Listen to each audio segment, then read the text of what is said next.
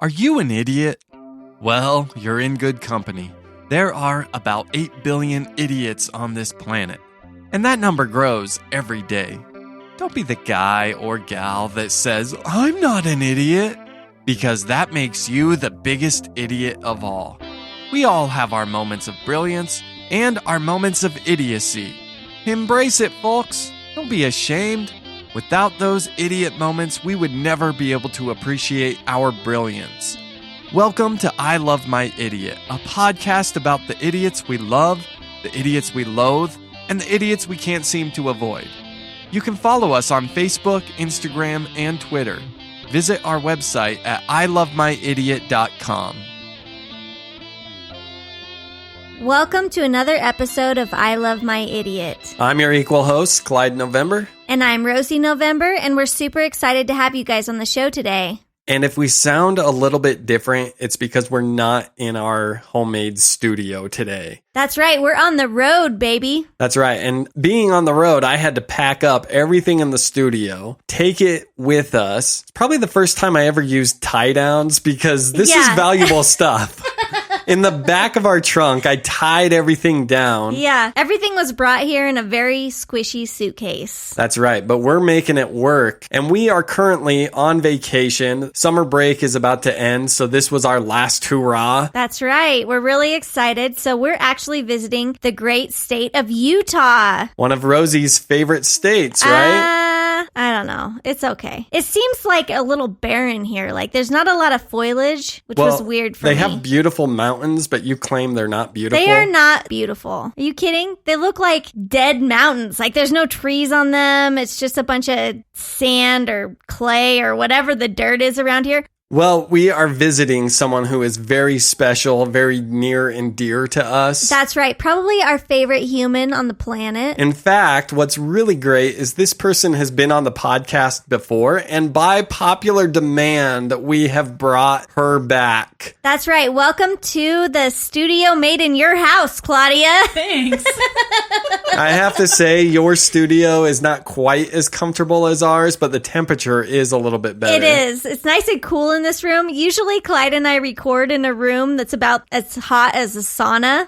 Yeah, I did notice when I was with you, Rosie, it was so hot. Yeah. I couldn't focus. And toward the end, I started losing consciousness.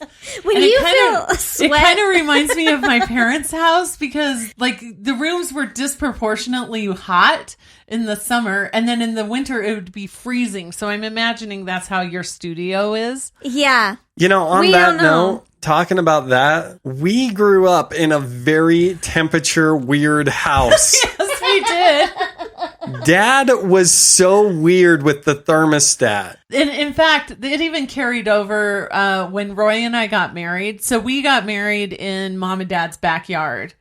And they have a beautiful backyard with all these beautiful flowers and everything. So we really wanted that as our setting. And it was in the middle of the summer, and I knew it was going to be really hot.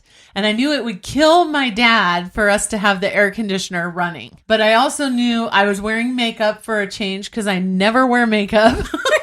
And I had my hair done. And you were so beautiful. Oh, thanks. But anyways, I did not want to have my face makeup running and everything like that. So Roy actually taped a $20 bill to the thermostat in hopes that Dad would just leave it alone. But every time Roy walked by it, it would be turned back down because Dad could not handle wasting the energy to air condition the house. It didn't matter if it was a special wedding. I know, exactly. It's it's your one day. Yeah. We got to worry about the electric bill, you know? Yeah, Heaven forbid. He already spent $200 upgrading the deck. He wasn't going to spend an extra $10 on electricity that day. Well, that was the funny thing is Roy and I demanded to pay for our own wedding because I was like, I am not letting Mom and Dad be in control of anything to do with my wedding. Because they're cheap. Exactly. Well, and you guys know very well. Oh, yeah. Oh, yeah. We were married for $1,500. Exactly. And why don't you guys tell about your photographer? Oh, my gosh. We look like Simpsons characters in all our wedding pictures. Mom It was horrible. Mom hired someone through the church that was just bought a new camera and was hoping to become a photographer. She was 9 months pregnant. Yeah.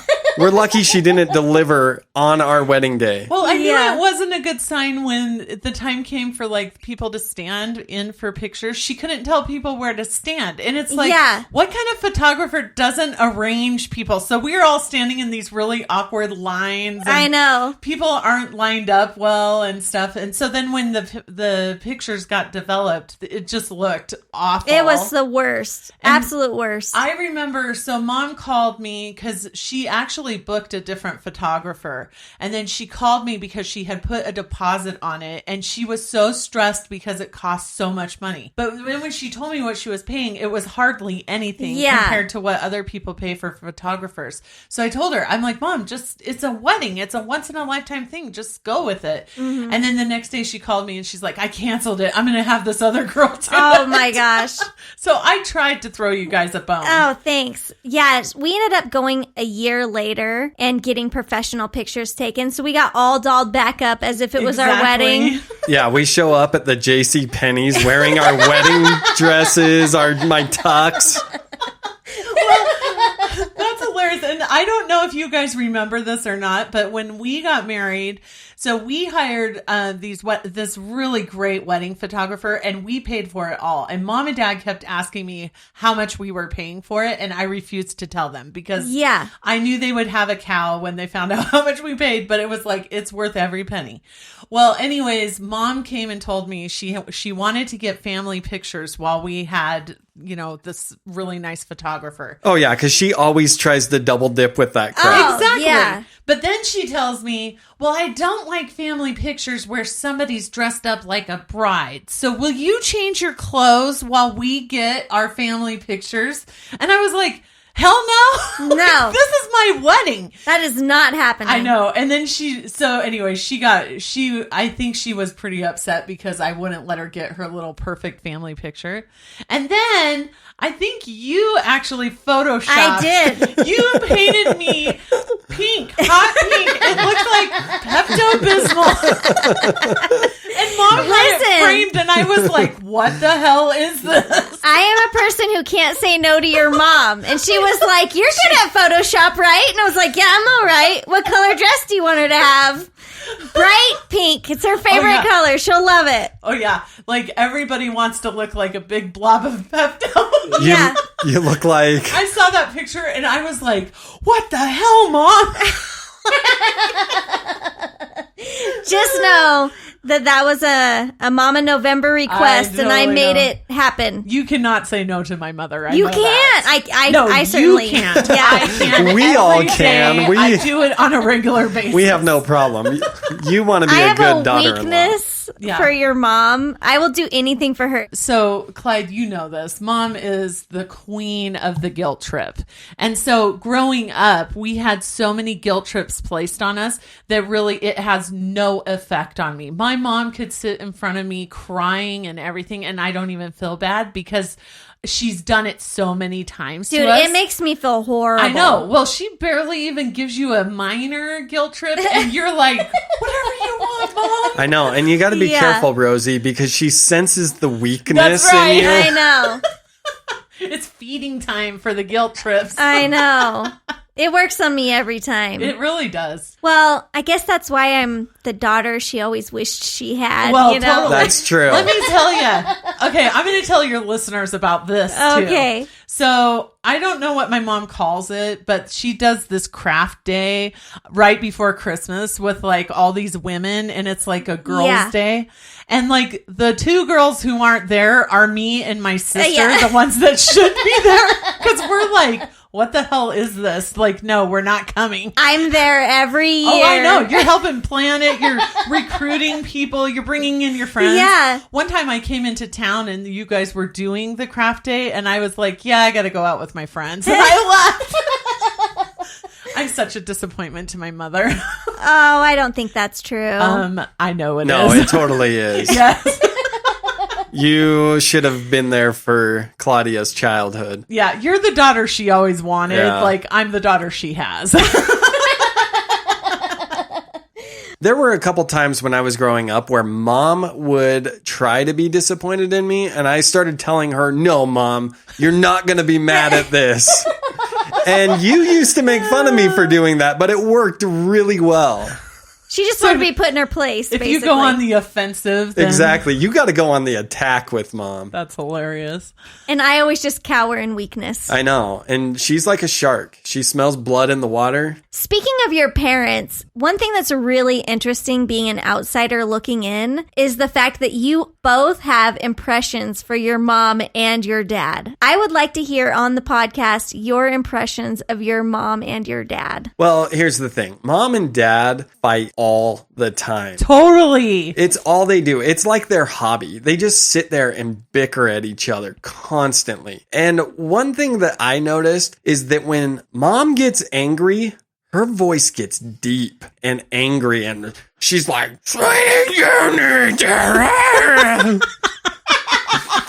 and dad's voice gets high and defensive. Sweetie, I am doing my best. Why you always gotta criticize? But what's interesting is that's what dad's voice sounds like all the time. Totally.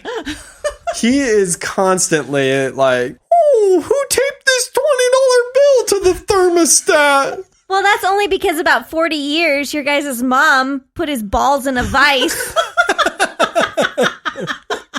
Oh, yeah, you're assuming the guy has balls left. They've been squished to pancakes The at this life point. has been squished out of them. Although he had balls enough to have 5 kids. So give props to the But I guy. will say, though, there are times where I feel like dad totally wears the pants in the family. So, like, if mom wants to go buy something, all of a sudden dad gets on this power trip. And then mom, I almost think she likes to be a martyr. And so she'll be like, oh, I can't buy this. This is my impression of mom. Oh, I really wanted to buy this rug, but dad won't let me. You know she does that. No, that is totally mom.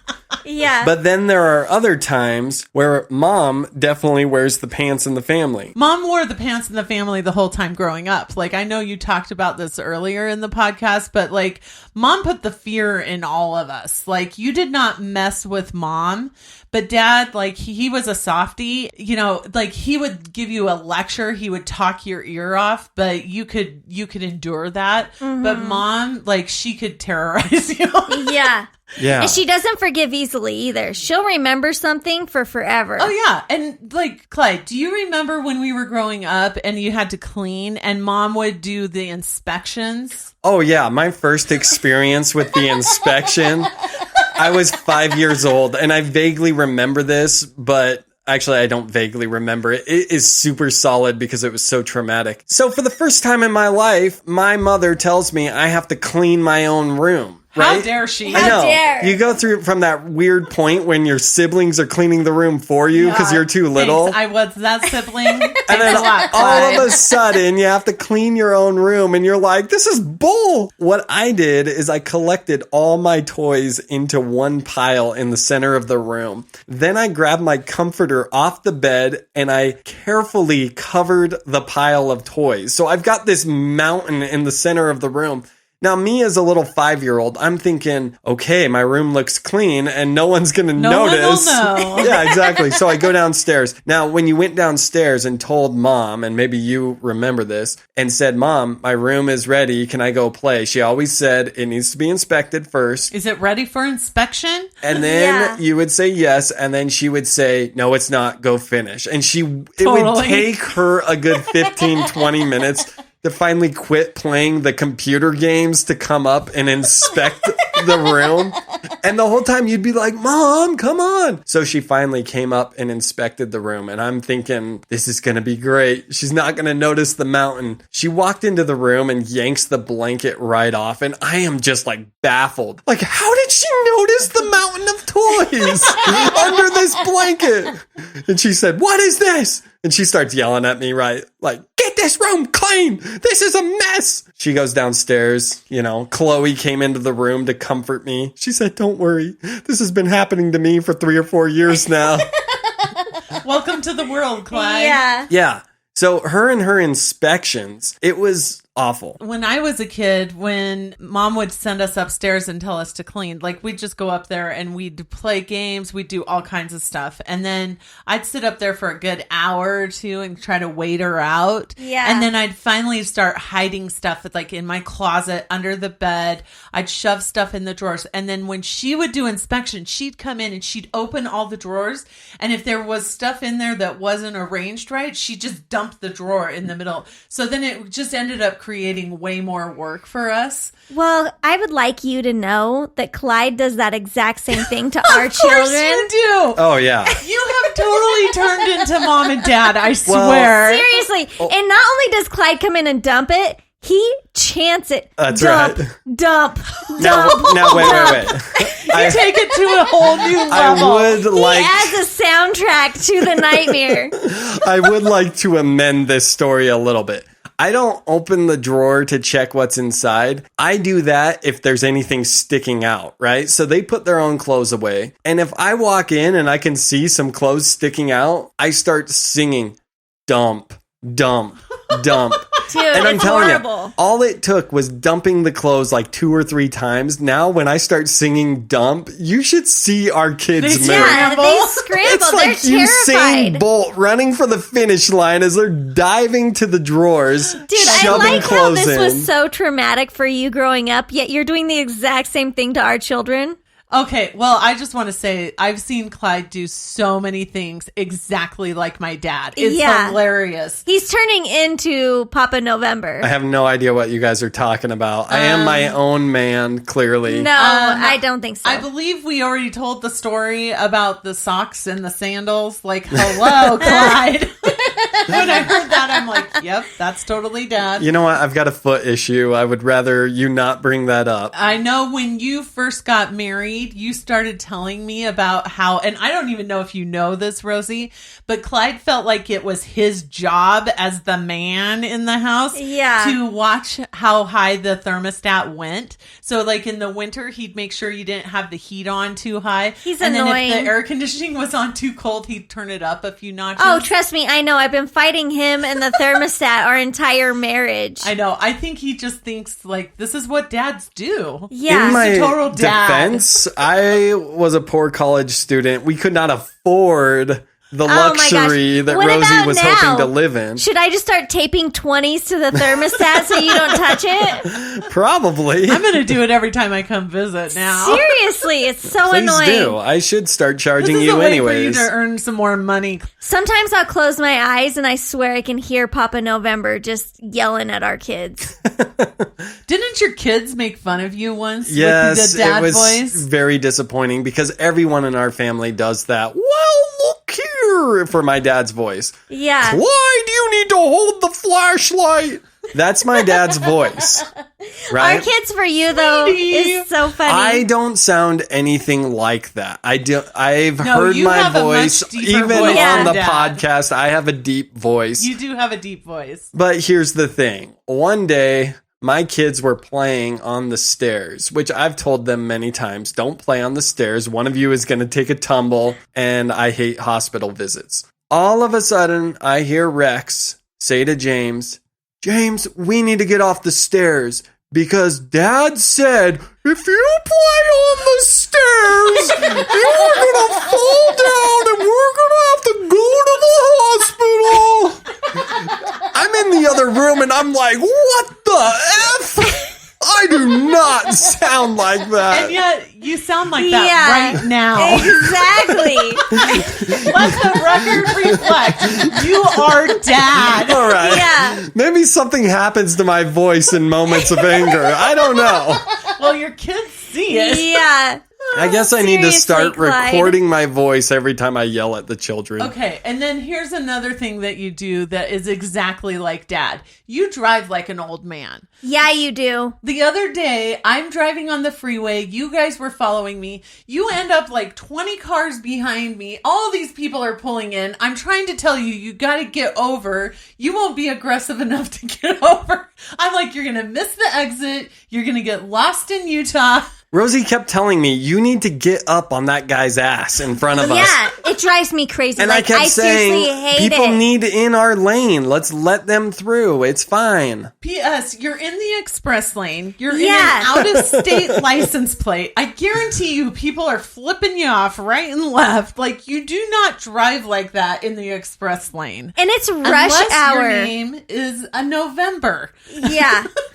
It's rush hour traffic, and Clyde gives like 6-car clearance to the car in front of us. It's stupid. The other thing that Dad does that's so funny is he calculates gas mileage, and he also calculates the optimum speed that you should be driving to get the best gas mileage. So one time I borrowed his car, and he tells me, well, if you go about 45, that'll be the optimum speed limit. And I was like, Dad, I am not driving 45 on the freeway. Like, it's going to make this trip double long. Do you do that? That's going to add 8 out. No, I avoid all things that require math. Okay, cool. Well, that is a difference between you and Yes. Dad. That He was is an a engineer, difference. and you're... Exactly. You. No, Yeah. here's another thing I don't do. When it comes to long trips, I'm all about getting there as fast as possible. Well, have you ever been on a road trip with just you and Mom and Dad Hello, yes. in your adult life? Yes, they came and got me. So when I graduated from grad school, they came and picked me up, and it was a 36-hour drive. And also, we loaded all of my possessions into their car. And so we were so scrunched in there that there was barely room to sit in the back seat. So we each took a turn sitting in the back seat because it was so miserable. My brother Clinton, well, our brother Clinton, he graduated from Harvard at the same time that I graduated from a state university. That's right, people. The Novembers have a Harvard grad in the fam. That's right. And my parents couldn't be more proud, let me tell you. Oh, yeah. So- He's the token child. Exactly. So they drove and they went to Harvard and they went to his graduation, and it was amazing and it was spectacular and it was everything they dreamed of. And then as a follow-up, they came to my graduation. And so the entire time, everything that happened, they'd be like, well, at Harvard, they do this. And, oh, well, at Harvard, they did this for the processional. And I'm like, hello, did I just graduate? Or like, did we care about this? Like, why did we both have to get our master's degrees right at the same time? So anyways, we're doing this road trip together. And basically, Mom and Dad can only go about 5 hours at a time. And it's a 36-hour drive. So it's like, I'm thinking, let's just bust it out. If we do 12-hour drives, we can make this really fast. Well, doing some quick math, that's like a 7-day trip. It totally was. P.S. We also had to stop at our grandparents' house, so it dragged out even longer than that. So we drive, and they would stop in these really small, obscure towns, because the other thing with Dad is that he doesn't like to drive on freeways. If there is a way to take a scenic byway, he will do it. And he doesn't care if that extends the trip by 10 hours, he will do it. And so we ended up on all these scenic byways with these tiny little towns. Well, this one night, my mom got in her head, she really wanted Red Lobster. And we were in the smallest town in Colorado, like off the beaten path. There's not even like a McDonald's in this in this town. There's only like a Greasy Spoon kind of restaurant. And she's like, I want Red Lobster. And Dad was like, well, there isn't one here. And she's like, I want Red Lobster. And she just started freaking out for Red Lobster. And I was like, this is the most weird, bizarre trip, because Mom's freaking out about Red Lobster. Dad keeps talking about Harvard graduations. And I'm just like, I'm stuck in the inner circle of hell. Well, as I said earlier, you are a large disappointment to our family. Always. Like, why couldn't you just graduate from Harvard? I know. It's not that What's hard. wrong with me? Well, and the the irony of it, okay, so I received an award that was like the student of the year, and only one student gets it out of the entire school, and I got it. So it was like this big thing, and there was this big ceremony and everything.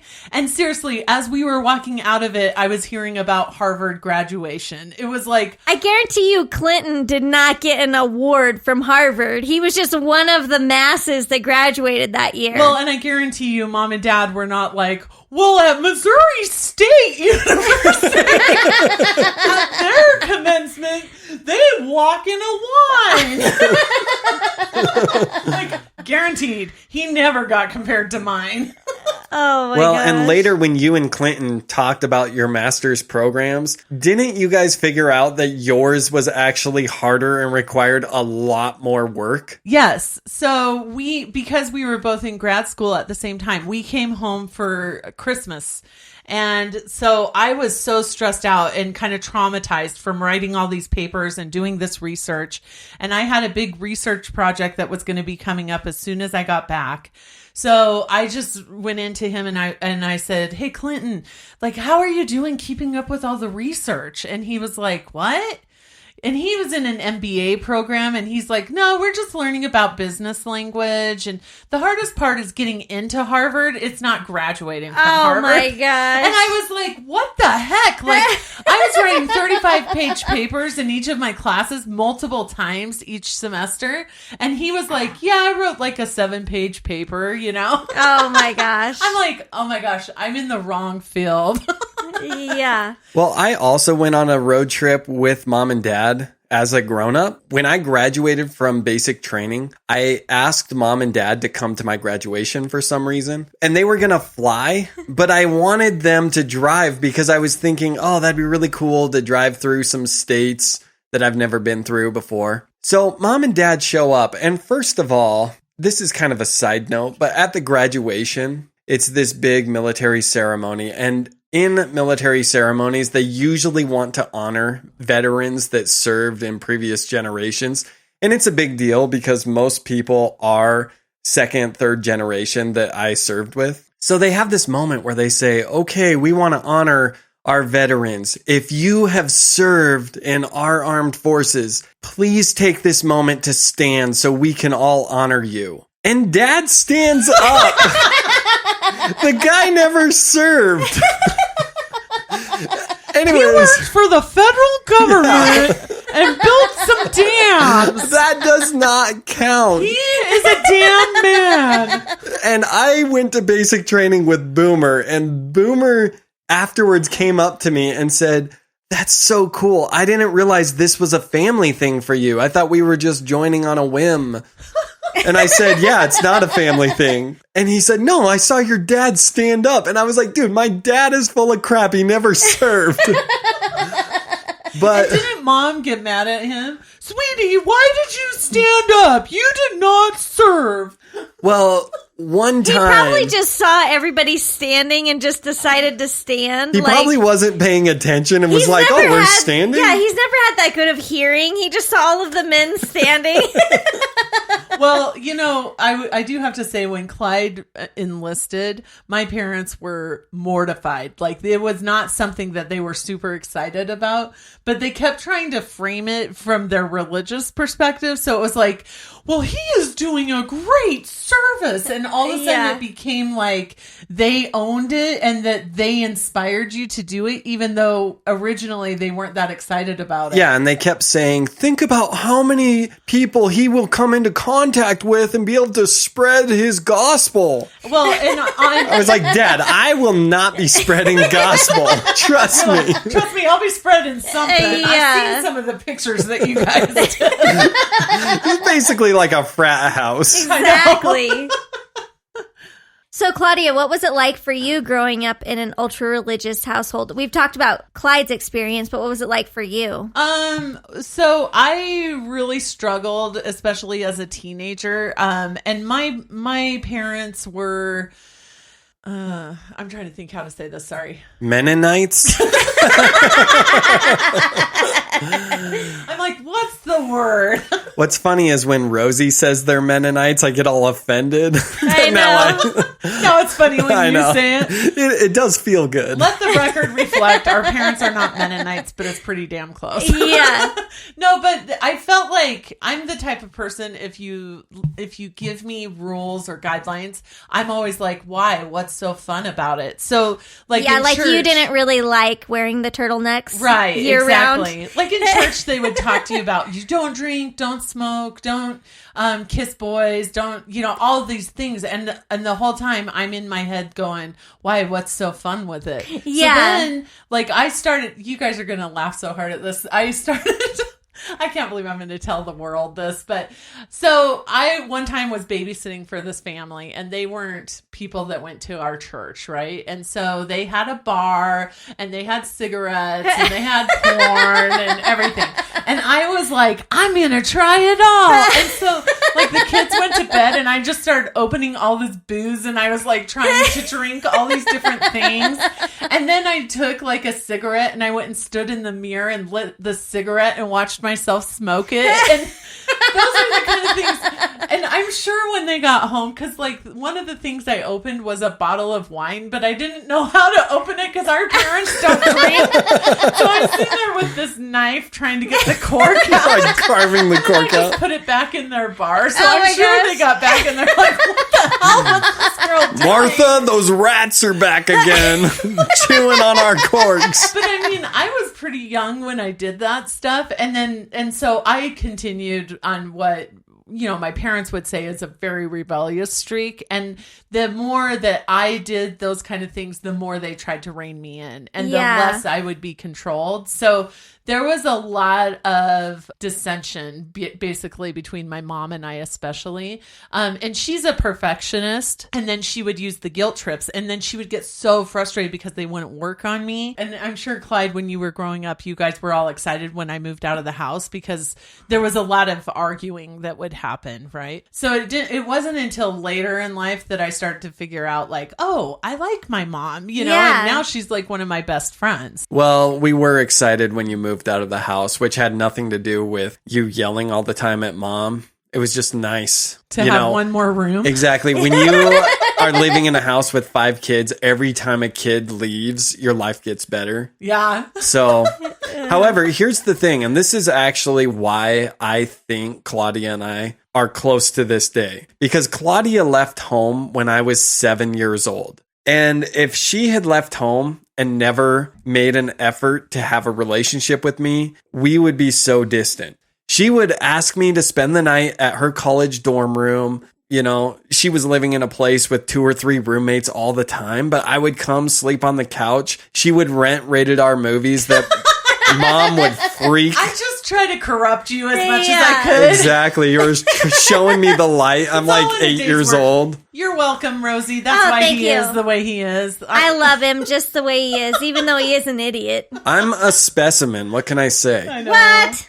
So, yeah, I mean, that was really cool because it's why we're close to this day. I thought it was fun because there was so much tension between mom and I. It was just nice to get away from that, but I could still bond with you guys. Like I've always really liked all my brothers and sisters, and so it's like I like to hang out with you guys, basically. Which is surprising because we were the annoying little kids, It's true. You still are. I mean, what kind of college student is wanting to hang out with her 8-year-old brother? Probably pretty twisted. Apparently, she needs a life. I know. Well, then I would go to school and all my friends would be like, oh, you went to your sister's college dorm room? And I'm like, yeah. And they're like, any hot friends? You're like, The answer- They're like 10 years older than me. They're all Dude, dorks. when you're an 8-year-old boy, women that are 10 years older than you are gorgeous. Gross. Okay, I did not know you were having these kind of feelings, or else I would have squashed these. You did not let me finish. No Oh, okay. offense, but the answer was no. Dude, I was like, my sister's not friends with any hot girls. True, they were dogs. Well, Well, you always want to be the hottest girl in the room, I you know. know? That's how you ensure it. You just live with like the ugliest girls around. It's That like, way- wow, yeah. I'm pretty hot. Look at me. Every house party, all the guys are going for you. Yeah. It makes Well, I sense. think the other thing that made a difference with that is even though I'm the oldest, I was the last one to get married out of all of my brothers and sisters. And so I was still single well into, when most people are getting married. And so like I still had a lot of time to just hang out with you guys and bond. Whereas like a lot of other people, especially in our religion, would get married very young. You weren't interested in that because you were playing the field. That's You right. had your lineup. I had a lineup. I always have a lineup. I didn't get rid of my lineup until I met Roy. And it wasn't until Roy and I were pretty solid. And I was like, okay, I guess I got to get rid of my lineup. I better call the guys now. Exactly. I canceled my accounts online. I did everything. And it was like, okay, fine. Then you really knew you were committed. That's right. Well, yeah, exactly. So even though you had the lineup and you experienced a lot of men and boys and all the Well, things. this just got awkward. Wait, you did? Roy does not know about this. Allegedly. Oh, come on, Roy. Allegedly. Roy knew the second he got in the sack with you, you had experienced some things. I'm dude. just saying. That's my sister. Trust me. Roy was like, I'm not the only. And you're like, no, there's been a couple. I cannot confirm or deny. Like I was just born You were with these teaching gifts. Roy things he never even knew about. Well, at least there were no toes involved. Yeah, What's up that's with true. you guys and the toes? I'm just saying, I experienced even more things than you, Claudia. I bet. So, do you think, though, your parents' relationship at all reflected the sort of wife that you are today?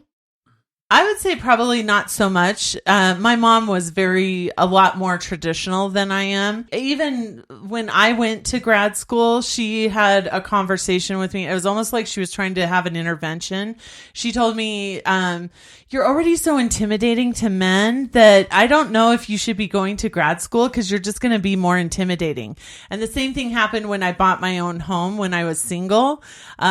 She felt like I would be too intimidating and nobody would want to marry me. And so then I suckered Roy in. Just kidding. Yeah. It's like, I don't know how I landed that one, but lucky him. Lucky Roy. So I feel like a lot of my experiences in life are opposite of my mom. And so there's a lot of things where when her and I are talking, we just don't get each other on some of that stuff. But it's okay. Like we accept each other, but it's just we're totally different. Well, even opposites, though, it still can be a reflection of things you learned not to do, maybe. Yeah. Well, and I will say, though, like my parents have really strong work ethic, both of them. And they never like... they're always very ambitious and they're doing things. And so like those kind of things I think have carried with me. There are times I talk to my dad about his career now and it's like, oh, well, Dad and I actually have quite a bit in common when it comes to our careers. Yeah. We both really like working on projects and having new challenges. We get bored easily at work. And so you want like what's the next big and better thing, I guess for him it was the bigger and better dam, but yeah, exactly. He's like, if I could work up to Hoover. I gotta work my way in. There is something to be said, though, about that never being satisfied thing. It really does give you this work ethic that is unlike anything else because you're always looking for the next great thing. Yes. And it makes you great at what you do because you're willing to work for it. Yes. You're not just expecting it to be handed to you. So at my work, we did a personality test and it basically goes through what your strengths are. So one of my strengths is that I'm futuristic. I'm always looking like what's next. And then I'm married to Roy, who is always content. And if he had his way, we would stay at the same jobs for like 20 years, live in the same house. He like have a routine every day. So it's really interesting how the two kind of have to counterbalance each other basically. But we've found a way to make it work for us. And it makes you more whole, I think, having somebody who's opposite of you. Yes. Clyde is the complete opposite of me. Yes. Yet we make it work. You balance each other out in some weird way. Yeah. Right. If it weren't for Clyde, I would be out there. Who knows where I would be. Right. You'd have those mittens on your hands and you'd be sweeping dirt Exactly. piles. It would be weird. Yeah. Life would be weird. When we got together, I said, the mittens got to go. Yeah, well, what happened to the socks? Because apparently you wear those all the time. Yeah. I have a doctor's note, okay, people? Yeah, okay. What about you, Clyde? Do you think that Mama and Papa November influenced the person that you are today? Who? Just kidding.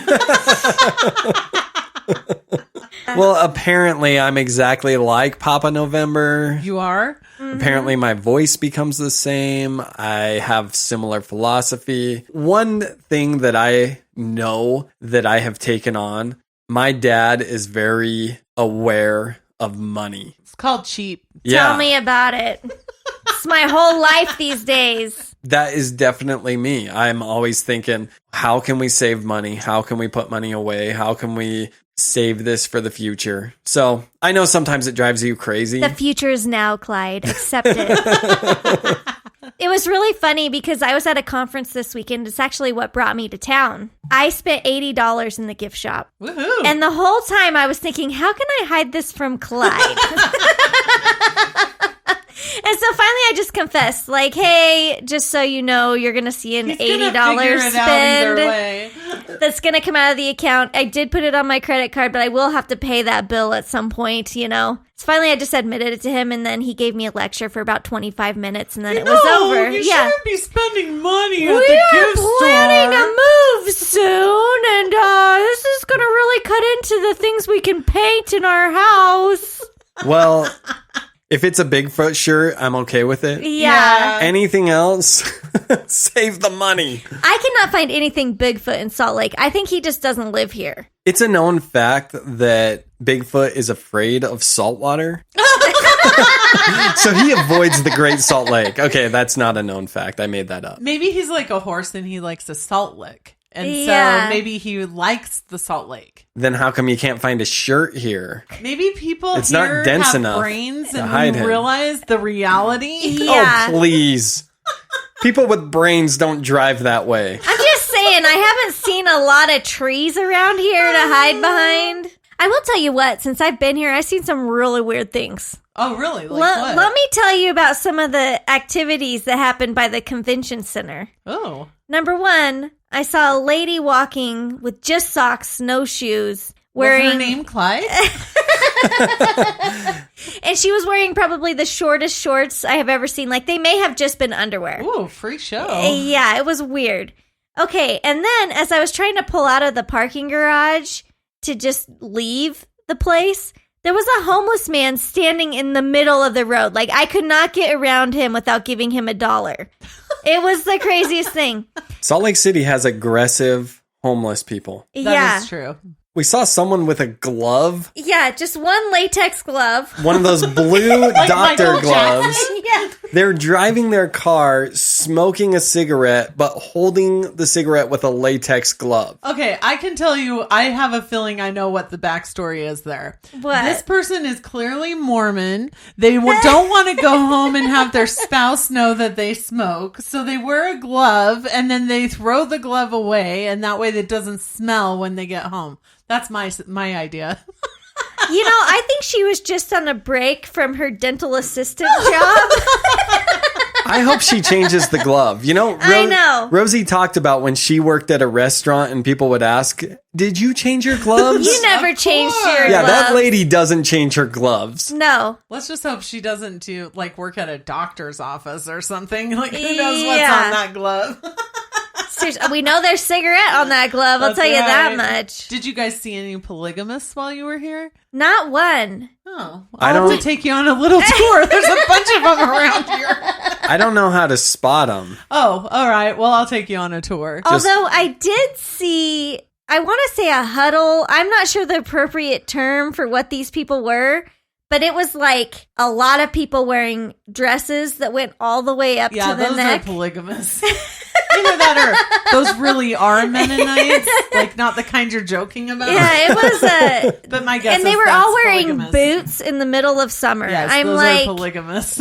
Aren't you hot with your turtleneck and sleeves all the way down Hey, it and works boots? for Mom. I mean, I'm just saying it was a little strange, The neighbors across the street from us. So the first time that they came over to meet us, they brought us, I think, some apples and some eggs from their yard. Wow. Yeah, because they have chicken and an apple tree. And we're like, oh, hey, how are you? And he says, we have 9 kids. And I was like, oh my gosh. So Are they polygamous? No, that is from one woman, huh? One really frumpy looking woman. It's like, wow. I mean, she puts a whole new level on frumpy. Trust me. Nice. That must be why they have their own chickens and fruit, because they can't Exactly. afford to feed 9 kids. And surprisingly, she's a stay-at-home mom. Like, he is the only one who works. All I have to say is I got here, and I have not spent a lot of time in Utah, but I called Clyde right away, and I was like, this may be one of the most unpleasant places I have ever been. Oh, my goodness. Come on. I don't love it, Claudia. Yeah, mostly we don't like it because of the way it smells. And it's What just are you like... talking The about? Great Salt Lake does not smell good, and every time it rains, it It reeks. smells like rotten eggs around here. Well, Like, yeah, what's up that's with the that? Great Salt Lake. It's definitely not a lake you ever want to go swimming And in. I've taken exactly 2 showers since I've been here, and Maybe you're the one who stinks. dude, my skin has never been so dry. Oh. I'm itchy everywhere. Something about this place. But speaking of 9 kids, so you Wow, this is quite a leap. Stinky and 9 kids. Okay, let's go. you have 3 children, I do. and they are so cute and adorable, and we absolutely love them. Yes, they're my the little best. nieces and my little nephew. Yes. And I'm over here rolling my eyes, people. She does not have You children. are so rude. How dare you be like that to my kids? Yeah, that's like when I was a kid and had Cabbage Patches, and I was like, these are my children. So one thing that I find fascinating between the two of you is you have very different opinions about dogs Yes, that's true. and the relation that they have in the family. Now, Yes. I side with Claudia on this, that your dogs can be your kids. Yes. And honestly, I treat them like they're my nieces and nephew. I bring them presents. I love them as much as I love the other nieces and nephews. Exactly. I try to advocate to have them in family pictures or like if we're doing a group photo as Yeah. a family, and everybody acts like I'm a freak. Except me. I know. I'm on board. You're on my side. Look, you've got one quality dog. Let's just say Oh, let's just my speak truth gosh. here. And the reason he's quality is because, he's old, He's so sweet. he's too He's a old to be love bug. annoying. It's really sad because he is getting older. I know. And it's breaking my heart. So. Yeah. It's breaking Yeah. my heart, too. So I have Copper, Bella, and Lois Lane. And Lois is our newest one. She's kind of codependent, and it's the sweetest thing. I've been dying to have a codependent dog. Like, it's the best. She follows me around. She has to be on my lap. Yeah. If she sees me and she's with somebody else, she starts whining. She just loves me. So I just love that. But each of my dogs have very distinct personalities. And I mean, I can't even imagine functioning without my dogs. But I also want the record to reflect, I do not have children. And so to me, like, my dogs are my children. Yeah. So and when people criticize me, because a lot of times you'd be surprised how much people judge you once you have 3 dogs. It's almost like you've crossed the line into crazy zone. Like 2 dogs, everybody can understand. 3, oh no, now you've crossed the line. That's the weird thing, though. I cannot imagine this house without all 3 dogs. I know. Well, and they're small, so it's not like Yeah. the total weight of my 3 dogs isn't even one like golden retriever. You know what I And mean? Bella spends as much time away from all of us as possible, so it's like you practically only have 2 dogs, and the other one just sort of pops out every now I and know. then. Bella is fiercely independent. She's like her mother. Yes. And so she just wants her own time. And when she wants to be loved, she'll come and let you know, and otherwise forget it. And then weren't you trying to get her out from under the bed today? Yes, you told me if we were going to leave, we needed to lock up the house and make sure the dogs were in the kitchen. And you have this like baby gate that keeps them in the kitchen. Yes. I could not get her to come down. So I even tried to manipulate her by ringing the doorbell. And her initial reaction was to run down and start barking, but then it like suddenly hit her. Like, she's very intelligent. Yes, she is. It hit her like, wait, I might be getting manipulated. So she kind of came down carefully and peeked around the corner, and I was standing there waiting, but she's got like squirrel-like reflexes. So when I tried to grab her, she darts up the stairs and I'm running after her. I got up there just in time to see her squirm under the bed. Yeah. And this is not a small bed. This is a very large bed, and she hides clear in the middle where you could not possibly. I mean, I even tried getting a broom out. Is like she wasn't coming out. It was not happening. Yeah. The only reason we have the gate is because Copper, he's a male dog, and so if you leave him, he will pee or poop anywhere in the house. And so, and it's really funny because that's so weird because Clyde totally does that when I'm leaving. You got to mark your stuff, people. Well, I swear he does it out of revenge. It's not because he wants to do anything like mark his territory or anything like that. It's more like, I'm going to show you. And so he'll do it right in front of your front. Like, if you're going to walk in a hallway, he does it right in the prominent spot. Yeah. So you're going to definitely step on it. Yeah. So it's like Clyde does that revenge. too. Yeah. That's what you get for leaving me. How dare you? Well, when we grew up, we did have a family dog. Yes, we did. Barkley. Barkley was the worst dog on record, I'm pretty sure. And we loved him, but we didn't know any better. Yeah. Our dad never took time to train him. Except for bird hunting. That's right. He was an excellent bird hunting dog. But as far as coming in the house, that was not allowed. He lived in the backyard, and then he would escape all the time. And I understand totally. The first time he escaped, and this was before I was born, he impregnated the dog next door. Yes. And they had one of those show dogs that you sell the puppies for like $5,000. Except then they have these puppies and they all look exactly like our dog. They were really cute. But and mom and dad would not claim responsibility for any of them. Oh my gosh. So like, there must be another shepherd around here. Exactly. It's like, oh, that's interesting. They kind of look like Barkley. Well, the funny thing is when he would run away, none of us cared because we all knew he would come back. True. And we kind of lived on the outskirts of town, so it was a lot of farmland. So he would just kind of run around and chase birds and stuff. There was one neighbor kid that would chase Barkley down for hours. And he'd randomly bring Barkley back, knock on our door, and say, I caught your dog. And we'd say, thanks, and grab the collar. As soon as the kid would let go, we'd just let Barkley run off. Barkley would dart straight to the golf course, and the kid would be like, oh man, it took me hours to catch him. Then he'd get on his bike and keep chasing Barkley. Do you remember when poor Barkley got hit by the golf cart multiple times? Like, he would be out running and and then somebody would come into the house and be like, your dog just got hit by a golf cart. And he'd just be out there hobbling around. Yeah. Shake it off. Rub some dirt in it. I once witnessed Barkley get hit by a car. It was a devastating moment. Gosh. I know. And he did this loud squeal.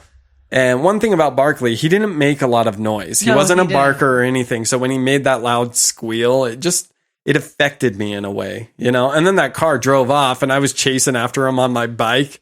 Like I was going to do something. Yeah. You're like, I will show you. Like, get out of the car. Me and you right now. I'm like 7. 8.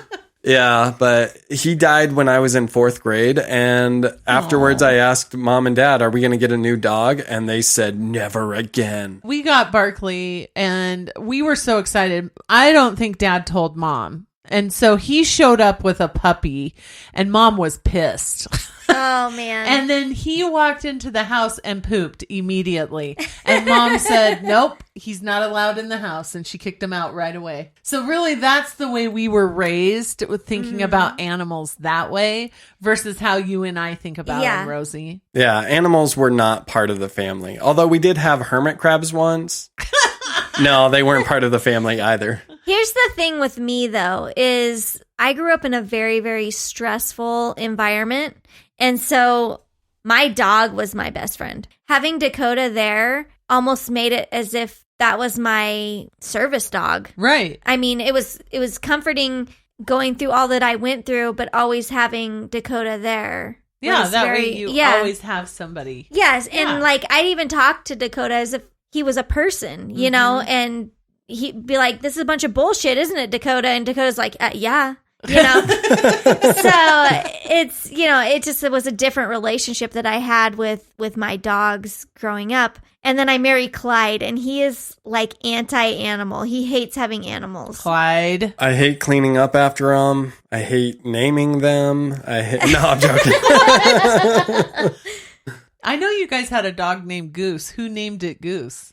Clyde names everything. I name everything. I named our children. Yeah, he loves naming I things. love naming Little things. tyrant Yeah, when I here. said I hated naming them, that was a lie. He just hates the commitment it takes, you know, Exactly. to have a pet. Like, what I really want is to start up a service where I buy a dog, I name it, and then I sell it to someone with that name. That's what my real dream is. So I have a friend, and she had a pet turtle. And so she told her nephews that they could name it. And they were like 2 and 3 years old. And they named it Dogs of the World. So she had this turtle for so long named Dogs of the World. That's awesome. That was the best name ever. Like, can you imagine?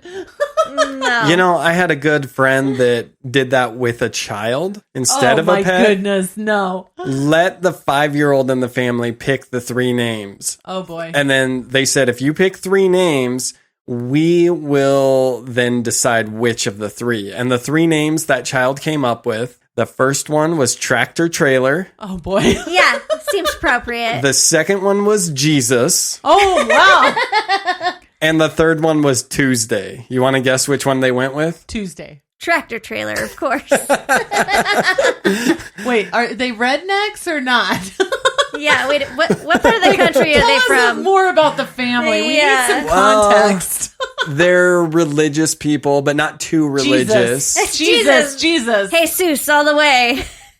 They went with Tuesday. Your first Tuesday. instinct was correct. But It's kind of like the Addams family. Isn't the daughter's name Tuesday on the Wednesday. Addams? Wednesday. Oh, that's their close cousin. Yeah, one of my first crushes was Wednesday. Oh my gosh. Of course he would yeah. know that then. Of course.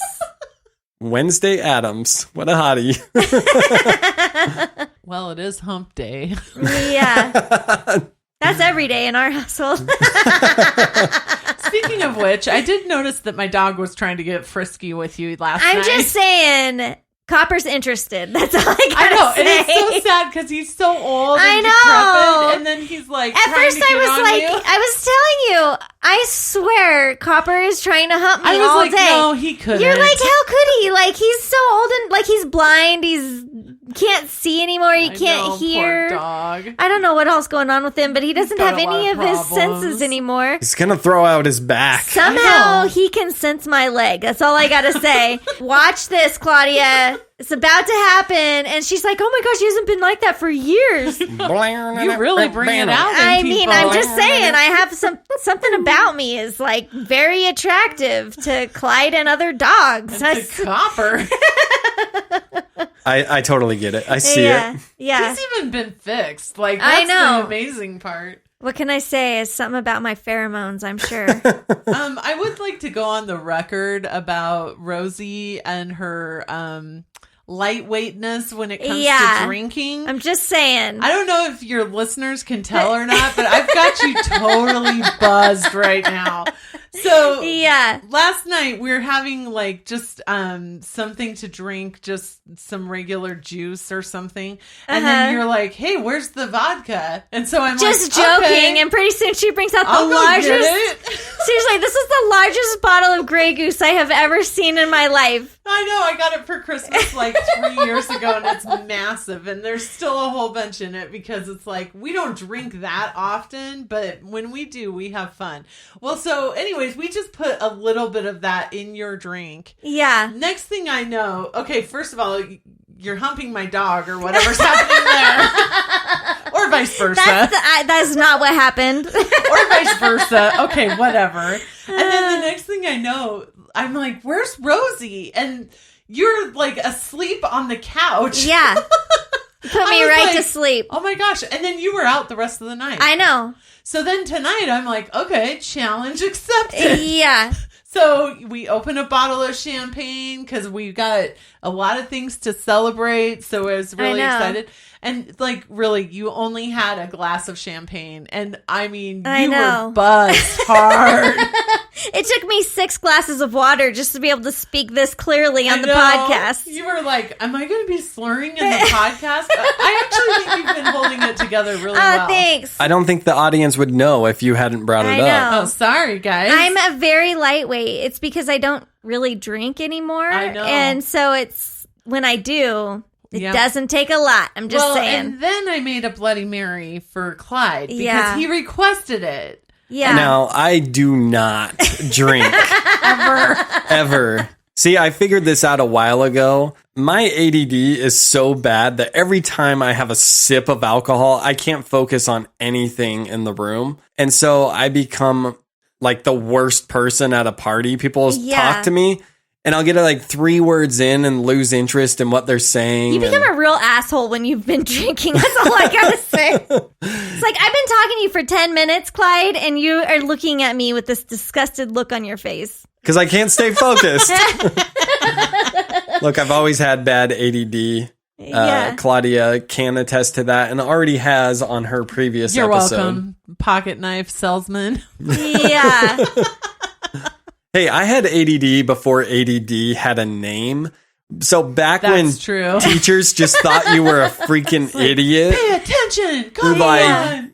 Like I've been at parent-teacher conferences and listened to teachers tell my parents that something's wrong with me and your kid's an idiot. He can't pay attention in class. This is the kind of trauma I experienced as a child. We're traumatizing him more I right know. now. Yeah. Anyways, about your Bloody Mary, hello. Yeah. I'm telling a story. We're back on topic. My bad. Hello. This is my podcast. Oh, Jeez. wow. The tyrant comes out again. Go ahead, Okay. Claudia. So anyways, I make this Bloody Mary. I give it to Clyde. He can't handle it. I make one for me, and I down it, and it's like really good. And then I give it to Clyde. He probably drinks about 1/4 of it. Then I think he gave the rest to you, Rosie, which is probably why you ended up on the couch asleep. Oh, man. Anyways, like, you were totally buzzed, Clyde. And the thing is, you are not a small guy. Like, you should be able to drink a little bit more than that. Like, I'm so disappointed in you. I know. Well, when you drink once a year, you know. I know. I should know better than to do this. I'm such a...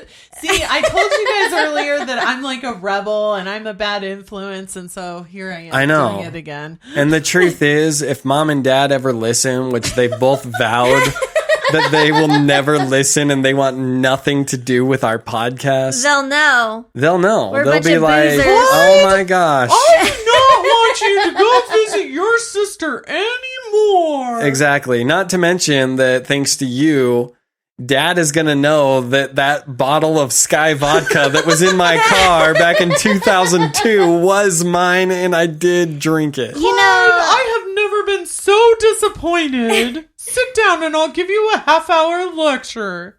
they'd be so proud to know, though, that you really don't drink. I mean, you do a pretty good job. I cannot say that. And neither can I, because the only way I can live with Clyde is to every now and then have a drink. Little self-medication going on there. Between that and the antidepressants, I get through. I will say, okay, so I'm on the keto diet. So yes, I'm the one that was talking about the cauliflower and everything like that you guys were talking about. But so when I went on keto, I had the sad realization that a lot of the kinds of wine that I like to drink were not the kinds that I could have because it had too many carbs. So I boxed up probably, was it like 2 big boxes of wine? Yeah. There's probably like at least 12 to 18 bottles of wine that we packed up.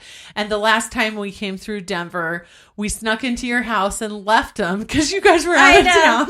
It was the most glorious gift. And I took a picture and sent it to you. Like, I was so happy. I know. And then it was so funny because you said that Claude came over and saw all this wine. Like, you look like a wino or something. I know. Like so funny because you guys barely even drink. So you're welcome. Oh, Rosie totally threw you under the bus, too. Oh, Rosie. I know. Claude stood in our living room staring right at the wine. Yeah. And Rosie suddenly realizes what he's looking at, says, "Oh, can you believe Claudia just left these at our house?" I'm like, here, hold these for me, I'm Rosie. just storing them. This I won't mean, seem suspicious at all. one is only half empty, but that wasn't me, you know. You do realize he listens to the podcast, so your secret's out. I know. He knows, I'm sure. Claude, everything that was said in the last 20 minutes was all a lie. You'll edit it out, let's be honest. We're going to have to cut this whole interview. No, I actually really do like wine, and it doesn't impact me as much as the hard alcohol that you give me when I'm here. Apparently that stuff hits you hard. But I do enjoy a glass of wine almost nightly. It's just, it's fine. The lady who lived to be like 115 years old, her advice to the world was eat a little bit of dark chocolate and drink a glass of wine every day. Nice. And she lived to be 115. So I'm just saying, it can't all be bad. There you go. So I hear that there's an amendment to be had between the two of you. There's been a feud for the last few weeks. It's problematic. It's causing me stress at home. So let's resolve this issue right now. This goes back to episode 4 when Claudia... Best episode ever, people. Claudia came on the episode and laid into me, exposed some of my flaws to my audience. All 100% truthful. I stand by every word. And I knew I had to have some sort of rebuttal. So I told a story about a fart. Lies, lies, lies. Now, she says lies, but here's the truth, because I didn't reveal the whole story. First of all, you and I were not the only ones in the car. Yeah, I know. And it was never identified who did it. Yes, so the story of the fart was 100% true as far as the fact that there was this horrific smell, but it was so bad that no one would claim it. Have you ever heard the term, the smeller's the feller? Yeah, Whoever exactly. smelt it, dealt it. Yes, but I've also heard whoever denied it, supplied it, and no one has denied it harder than you. But the truth is... And I stand by that. Claudia was the oldest person in the vehicle, and because she was the oldest, we all assumed it must have been her, and no one pushed that campaign harder than me, the baby of the family. However, I am willing to amend this, and I actually have a confession. What? The fart was me. Dude, I knew it. I may have only been 12 years old. At first, I was proud, except it reached such a sickening level that I denied it. And what's funny is I have told our siblings so many times I know, that I was certain it was you. I heard about the fart story on my first date. See what I mean? Like, this has been going on for years. And you've been blaming Claudia this whole time. I have. And all along, I've kind of felt guilty about it, but I've kind of enjoyed we're it immune as well. to guilt trips, as Exactly. we established earlier. Thank you, Mom. Okay, well, I feel totally vindicated because I have been saying all along that I did not do it. Nobody will believe me. So I want to know, like, For the record, I believed you. I've smelt some of the stuff that Clyde has dealt. As soon as the man falls asleep, I have to actually leave the room sometimes. It gets so bad. Well, I am lactose intolerant, and milk products have that effect on me. Which, if you remember correctly, we had just gone to pizza. We had pizza, and it was fast-acting pizza. That's all I'm going to say. That cheese went right through me. Wow.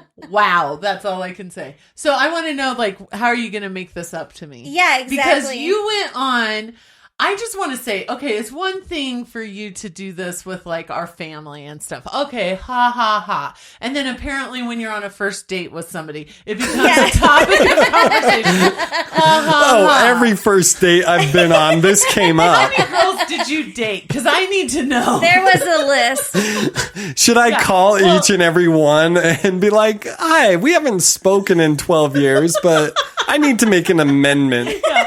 Rosie, didn't you say that he dated a lot of psychos that showed up on your doorstep? That's See, like, exactly right. Each one of those girls knows.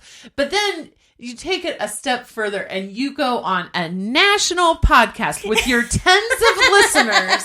That's kind of you to call us national. Well, It I actually, figure because like you live in Colorado, I live in Utah, we have family in Pennsylvania. We're crossing state it's lines. national. Come on. it's actually international. That's we true. have people in 6 countries listening to us. No way. We've got a Aruba. following in Scotland. It's a big deal. Oh, Yeah. Scotland. Yeah. How did that happen? It's because of my great William Wallace impersonation. Oh, I'm yeah. certain of it. They said spot on. The guy's Scottish, dude. We have, yeah. So it's really cool because our platform will tell us where people are listening. And there's That's people in awesome. 6 different countries listening to us, which is pretty neat. Okay, well, I'm still upset with you, but I think that's really awesome. So I want to know, with your international podcast, Yeah. what are you going to do to make this up to me? How are you going to? And I also want to say, because I was so excited about being on your podcast, I told all these people that I work with, hey, you need to listen to my brother's podcast.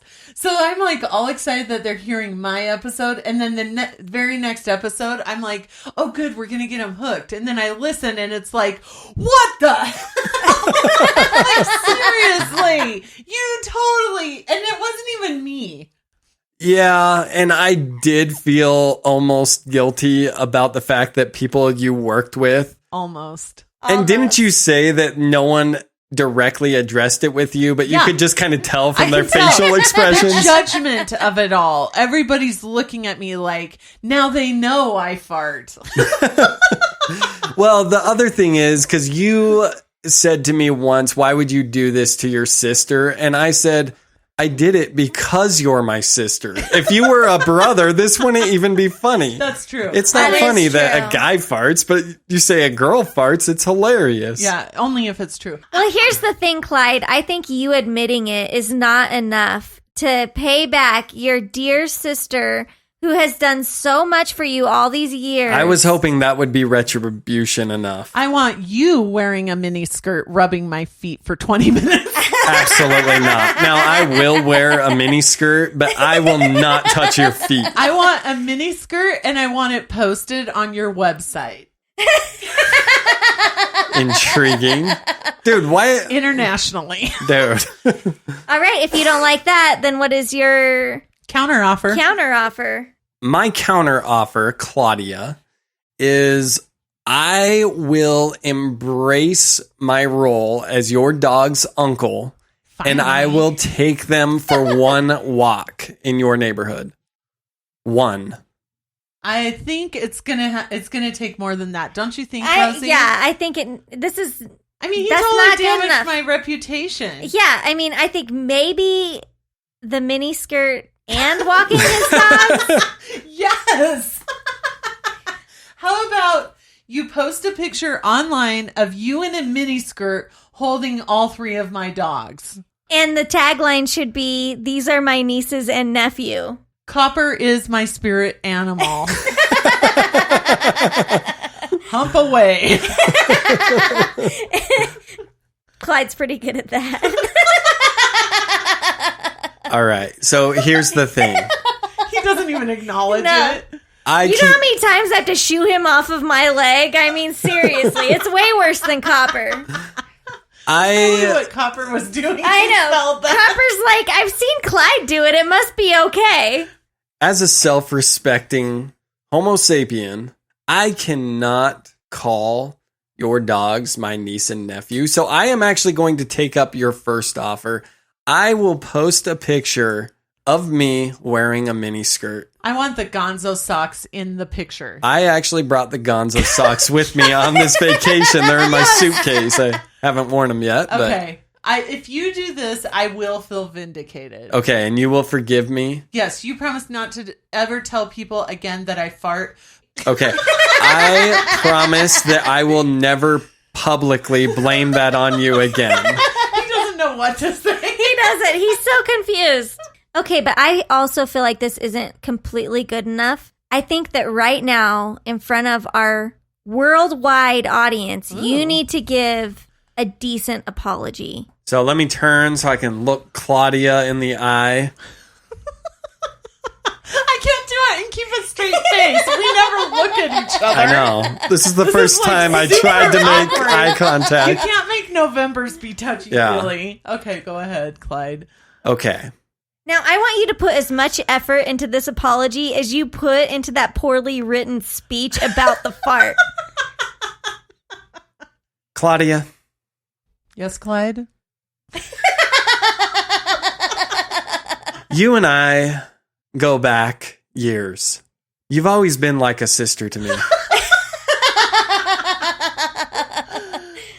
You've always been there for me. Except for when you were off partying with your friends and that year you disappeared to London and no one knows what the hell you were doing. But you've always been there for me. I mean, we've been roommates. We've been friends. I talk to you all the time on the phone. And it deeply hurts me that something I said may have brought you public shame. I mean, we all know you've been embarrassed of me for years. Okay, go ahead. Claudia, I am being 100% serious I'm sorry. right now. It's the eye contact that's throwing me. Claudia, no, look in my eyes. Okay. Do you want me to hold your hand, Clyde? No, don't touch me.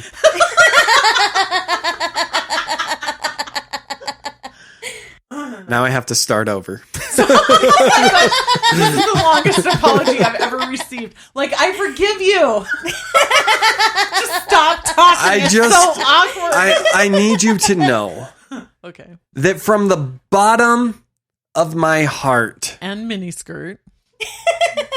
I would like to say Oh, no.